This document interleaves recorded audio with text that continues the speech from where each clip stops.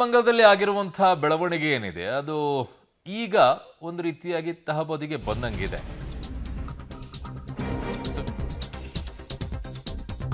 ಸಿಗ್ತಾ ಇದೆ, ಗಲಭೆ ನಡೀತಾ ಇದ್ರೂ ಕೂಡ ಅಸಹಾಯಕರಾಗಿದ್ದಾರೆ ಪೊಲೀಸರು.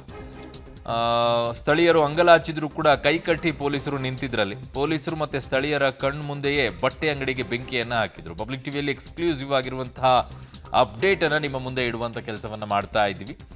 ನಾಗಮಂಗಲ ಕೋಮು ಗಲಭೆ ಪ್ರಕರಣಕ್ಕೆ ಈಗ ಬಿಗ್ ಟ್ವಿಸ್ಟ್ ಸಿಗ್ತಾ ಇದೆ. ಗಲಭೆ ನಡೀತಾ ಇದ್ರೂ ಕೂಡ ಅಸಹಾಯಕರಾಗಿ ಪೊಲೀಸರು ನಿಂತ್ಕೊಂಡಿದ್ದಾರೆ. ಅದರೊಂದು ಎಕ್ಸ್ಕ್ಲೂಸಿವ್ ಆಗಿರುವಂತಹ ದೃಶ್ಯಗಳ ಸಮೇತವಾಗಿ ನಿಮ್ಮ ಮುಂದೆ ಇಡ್ತಾ ಇದ್ದೀವಿ ನೋಡಿ. ಸರ್ ಇಷ್ಟ ಜನ ಇದೀರಾ, ಹೋಗ್ಬಿಟ್ಟು ಒಂಚೂರು ರಕ್ಷಣೆ ಮಾಡಿ ಸರ್.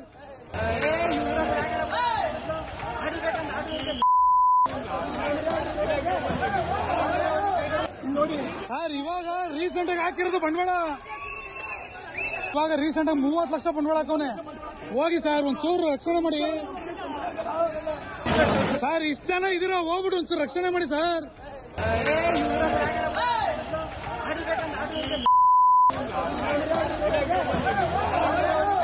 ನೋಡಿ ಸರ್, ಇವಾಗ ರೀಸೆಂಟ್ ಆಗಿ ಹಾಕಿರೋದು ಬಂಡವಾಳ.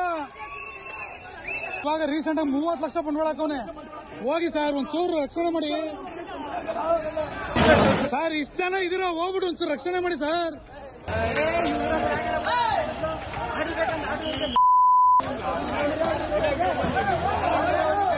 ನೋಡಿ ಸರ್, ಇವಾಗ ರೀಸೆಂಟ್ ಆಗಿ ಹಾಕಿರೋದು ಬಂಡವಾಳ.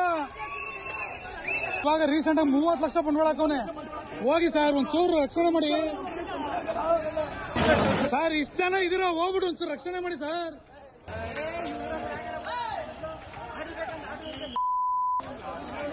ಇದು ನಾಗಮಂಗಲದಲ್ಲಿ ಕೋಮು ಗಲಭೆ ಪ್ರಕರಣದಲ್ಲಿ ಇರುವಂತ ಒಂದು ದೃಶ್ಯ ಆಡಿಯೋ ಸಮೇತವಾಗಿ ಸಿಗ್ತಾ ಇದೆ ನಿಮಗೆ.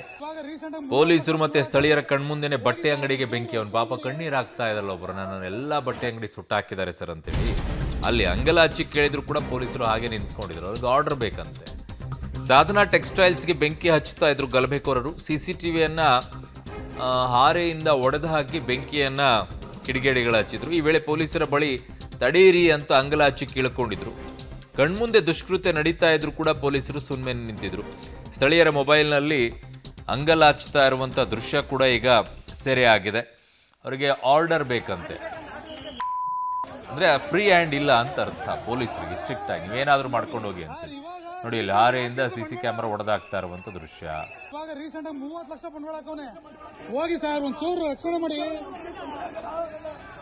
ಸರ್. ಇಷ್ಟ ಜನ ಇದೀರಾ, ಹೋಗ್ಬಿಟ್ಟು ಒಂಚೂರು ರಕ್ಷಣೆ ಮಾಡಿ ಸರ್. ಅಲ್ಲಿ ಒಂದ್ ಕಡೆಗೆ ನೋಡ್ತಾ ಇದ್ದೀರಾ ಸಿಸಿ ಕ್ಯಾಮ್ರಾನ ಹೇಗೆ ಒಡೆದು ಹಾಕ್ತಾ ಇದ್ದಾರೆ ಅಂತ ಹೇಳಿ. ಕೈಯಲ್ಲಿ ಹಾರೆಯನ್ನು ಹಿಡ್ಕೊಂಡು ಬಂದು ಗಲಭೆಕೋರರು ಅದನ್ನ ಒಡೆದು ಹಾಕ್ತಾ ಇದ್ದಾರೆ. ಅದಾದ ನಂತರ ಇನ್ನೊಂದು ಕಡೆಗೆ ಅಲ್ಲಿ ಪೊಲೀಸರಿಗೆ ಹೇಳ್ತಾ ಇದ್ದಾರೆ, ಸರ್ ಅವ್ರು ಹೊಡೆದಾಕ್ತಾ ಇದ್ದಾರೆ, ಹೋಗಿ ಸರ್ ಅಲ್ಲಿ 30 ಲಕ್ಷ ಬಂಡವಾಳ ಹಾಕಿ ಈಗಷ್ಟೇ ಹಾಕಿದ್ದಾನೆ ಅವನು ಅಂತೇಳಿ. ಅವಾಗ ಆರ್ಡರ್ ಅಂತ ಏನೋ ಹೇಳ್ತಾರೆ ಅವರು.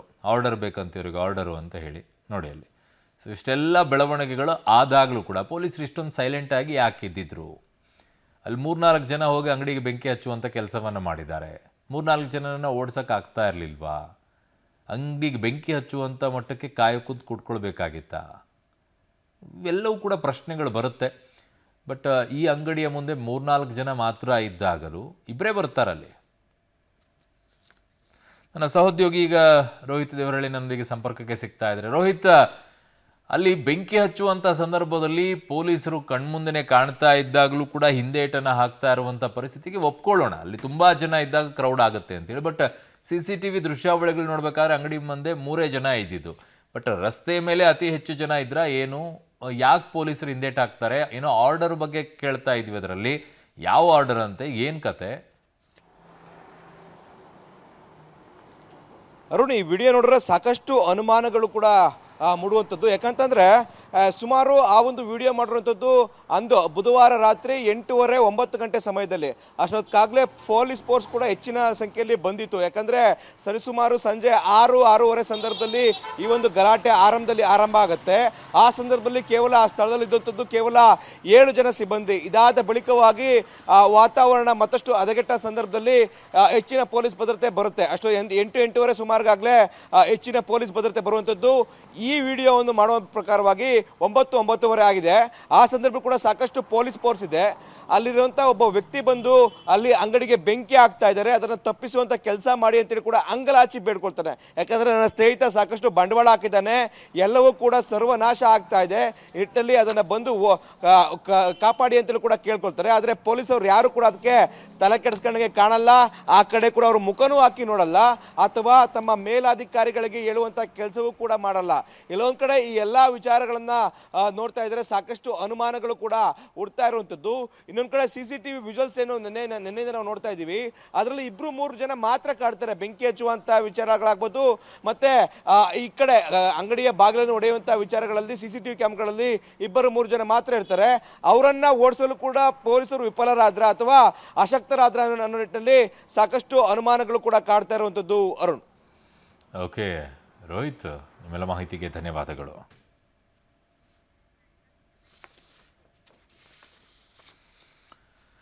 ಇನ್ನು ನಾಗಮಂಗಲದಲ್ಲಿ ಕೋಮುಗಲಭೆ ಏನಾಗಿದೆ, ಇದರ ಸತ್ಯವನ್ನ ಪತ್ತೆ ಹಚ್ಚೋಕೆ ಈಗ ಬಿಜೆಪಿ ಎಂಟ್ರಿ ಕೊಡ್ತಾ ಇದೆ. ಏನ್ ಸತ್ಯವನ್ನ ಪತ್ತೆ ಹಚ್ತಾರಂತೆ? ನಾಗಮಂಗಲಕ್ಕೆ ಇವತ್ತು ಬಿಜೆಪಿ ಸತ್ಯ ಶೋಧನಾ ಸಮಿತಿ ಭೇಟಿಯನ್ನ ಕೊಡ್ತಾ ಇದೆ. ನಾಗಮಂಗಲಕ್ಕೆ ಭೇಟಿಯನ್ನ ನೀಡಿ ಗಲಭೆಯ ಸಂಬಂಧ ಮಾಹಿತಿಯನ್ನ ಸಂಗ್ರಹವನ್ನ ಮಾಡ್ತಾ ಇದ್ದಾರೆ. ನಿಷೇಧಿತ PFI ಸಂಘಟನೆಗಳ ನಂಟು ಬಗ್ಗೆಯೂ ಕೂಡ ವಿಚಾರಣೆಯನ್ನ ಮಾಡಕ್ ಮುಂದಾಗಿದ್ದಾರೆ. CCTV ದೃಶ್ಯಗಳ ಸಂಗ್ರಹವನ್ನ ಸತ್ಯ ಶೋಧನಾ ತಂಡ ಮಾಡಲಿದೆ. ಮಾಹಿತಿಯನ್ನ ಆಧರಿಸಿ ಸರ್ಕಾರ ಮತ್ತು ಕೇಂದ್ರಕ್ಕೆ ವರದಿಯನ್ನ ಈ ಟೀಮ್ ನೀಡಲಿದೆ.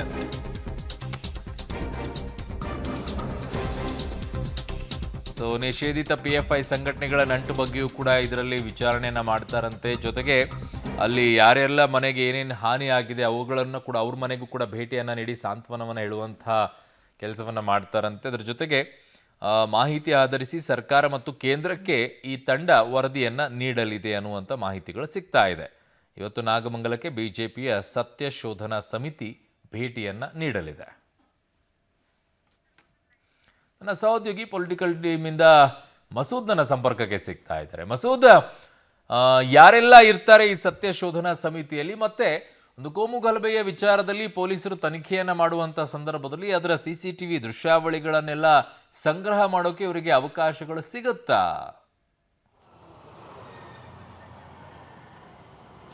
ಅರುಣ್, ಕಳೆದ ವಾರ ಏನು ನಾಗಮಂಗಲದಲ್ಲಿ ಗಣೇಶೋತ್ಸವ ಸಂದರ್ಭದಲ್ಲಿ ಗಲಭೆ ಆಯಿತು, ಆ ಸಂಬಂಧಪಟ್ಟಂತೆ ಬಿಜೆಪಿ ನಾಯಕರು ಅವತ್ತೇ ಸಂಜೆ ಭೇಟಿ ಕೊಟ್ಟಿದ್ರು. ಜೊತೆಗೆ ಸತ್ಯಶೋಧನಾ ಸಮಿತಿಯನ್ನು ಕೂಡ ರಚನೆ ಮಾಡಲಾಗಿದೆ. ಇವತ್ತು ಡಾಕ್ಟರ್ CN ಅಶ್ವಥ್ ನಾರಾಯಣ ಅವರ ನೇತೃತ್ವದ ಸತ್ಯಶೋಧನಾ ಸಮಿತಿ ಇವತ್ತು ನಾಗಮಂಗಲಕ್ಕೆ ಭೇಟಿ ಕೊಡ್ತಾ ಇದೆ. ಈಗಾಗಲೇ ಬೆಂಗಳೂರಿಂದ ತಂಡ ಹೊರಟಿದೆ.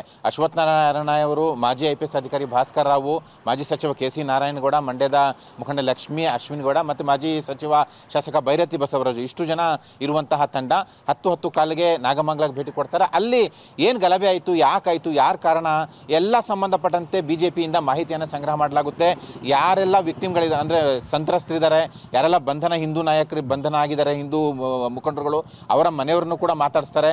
ಆ ಸಂಬಂಧಪಟ್ಟಂತೆ ಎಲ್ಲ ಮಾಹಿತಿಯನ್ನು ಕೂಡ ಕಲೆಕ್ಟ್ ಮಾಡ್ತಾರೆ. ಜೊತೆಗೆ ಈಗಾಗಲೇ ಕೇರಳ ನಂಟಿದೆ ಅನ್ನುವಂಥ ಆರೋಪವೂ ಕೂಡ ಬಂದಿದೆ. ಆ ಸಂಬಂಧಪಟ್ಟಂತೆಯೂ ಕೂಡ ಮಾಹಿತಿ ಸಂಗ್ರಹ ಮಾಡ್ತಾರೆ. CCTV ಸಂಬಂಧಪಟ್ಟಂತೆ ಅವ್ರಿಗೆ ಅವಕಾಶ ಇಲ್ಲದೆ ಇರ್ಬೋದು, ಯಾಕೆಂದರೆ ಪ್ರತಿಪಕ್ಷ ನಾಯಕರು ಹೋದರೆ ಅಧಿಕಾರಿಗಳು ಸಪೋರ್ಟ್ ಮಾಡ್ತಾರೆ. ಆದರೆ ಬಿಜೆಪಿಯಿಂದ, ಇದು ಪಕ್ಷದಿಂದ ಹೋಗ್ತಾ ಇರೋ ಸಮಿತಿ ಆಗಿರೋ ಹಿನ್ನೆಲೆಯಲ್ಲಿ ಯಾರಾದರೂ ಬಿಜೆಪಿ ಕಾರ್ಯಕರ್ತರು ಯಾರು ಅವ್ರು ಸಂಬಂಧಪಟ್ಟಂತಹ ಅವ್ರ ಮನೆಯ CCTV, ಅಂಗಡಿ CCTV ಇದ್ರೆ ಮಾತ್ರ ಅವಲೋಕನ ಮಾಡ್ಬೋದು. ಆದರೆ ಅಧಿಕೃತವಾಗಿ ಅಧಿಕಾರಿಗಳಿಂದ CCTVಗಳನ್ನು ಅಧಿಕಾರಿಗಳ ಮುಖಾಂತರ ಪರಿಶೀಲನೆ ಮಾಡಲಿಕ್ಕೆ ಆಗೋದಿಲ್ಲ ಅನಿಸುತ್ತೆ. ಒಟ್ಟಾರೆಯಾಗಿ ಎಲ್ಲ ಮಾಹಿತಿಗಳನ್ನು ಕೂಡ ಪಡ್ಕೊಂಡು ವರದಿಯನ್ನು ರೆಡಿ ಮಾಡ್ತಾರೆ. ಒಂದು ವಾರದಲ್ಲಿ ವರದಿ ರೆಡಿ ಮಾಡಿ ಒಂದು ಕೇಂದ್ರದ ಗೃಹ ಇಲಾಖೆಗೆ ಮುಖ್ಯವಾಗಿ ವರದಿ ಕಳಿಸಬೇಕು ಅನ್ನುವಂಥ ಚರ್ಚೆ ಬಿಜೆಪಿ ಕಚೇರಿಯಲ್ಲಿ ನಡೀತಾ ಇದೆ. ಯಾಕೆಂದರೆ ಇಡೀ ಪ್ರಕರಣ ಕೇರಳ ನಿಷೇಧಿತ ಸಂಘಟನೆಗಳ ಸದಸ್ಯರ ಶಾಮೀಲಿದೆ ಅನ್ನುವಂಥ ಆರೋಪ ಹಿನ್ನೆಲೆಯಲ್ಲಿ NIA ತನಿಖೆಗೆ ವಹಿಸಬೇಕು ಅನ್ನುವಂಥ ಆಗ್ರಹ ಮಾಡ್ತಾ ಇದೆ ಬಿಜೆಪಿ. ಆ ಹಿನ್ನೆಲೆಯಲ್ಲಿ ಕೇಂದ್ರದ ಗೃಹ ಇಲಾಖೆಗೂ ಕೂಡ ವರದಿಯ ಒಂದು ಪ್ರತಿ ಕಳಿಸ್ತಾರೆ. ಜೊತೆಗೆ ಸಹಜವಾಗಿ ರಾಜ್ಯ ಸರ್ಕಾರಕ್ಕೆ ವರದಿ ಒಂದು ಪ್ರತಿ ಕಳಿಸಿ ಏನೆಲ್ಲ ಆಗಬೇಕು ಕ್ರಮ ಅದನ್ನು ಆಗ್ರಹ ಮಾಡ್ತಾರೆ ಬಿಜೆಪಿ ರಾಜ್ಯ ಘಟಕಕ್ಕೆ, ಬಿಜೆಪಿ ಹೈಕಮಾಂಡ್ಗೆ, ಜೊತೆಗೆ RSS ಕಚೇರಿಗೂ ಕೂಡ ಒಂದು ಪ್ರತಿ ಕಳಿಸುವಂಥ ಸಾಧ್ಯತೆ ಇದೆ. ಒಟ್ಟಾರೆಯಾಗಿ ಇವತ್ತು ಇಡೀ ದಿನ ಮಾಹಿತಿ ಸಂಗ್ರಹ, ಅಭಿಪ್ರಾಯ ಸಂಗ್ರಹವನ್ನು ಈ ಸಮಿತಿ ಮಾಡ್ತಾ ಇದೆ. ಅರುಣ್. ಓಕೆ.